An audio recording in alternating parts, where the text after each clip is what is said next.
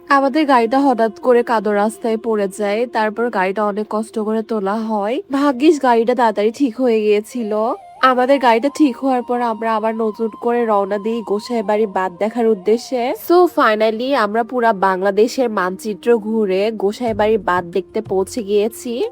নদীর পাড়ে নীল আর সাদা রঙের এই সুন্দর ব্রিজটা যেন সোজা মিশে গেছে দিগন্তে। বাঁধটা কিন্তু অনেক সুন্দর। এখানে আয়ান ফার্স্টে চলে গেছে, যাওয়ার পর বলতেছে মাকে নিয়ে আসো, এখানে একটু উঁচু ছিল, সেই জন্য জোয়ান আমাকে হাত ধরে পার করে দিচ্ছিল। এই ব্রিজটি কিন্তু যমুনা নদীর অংশের উপর।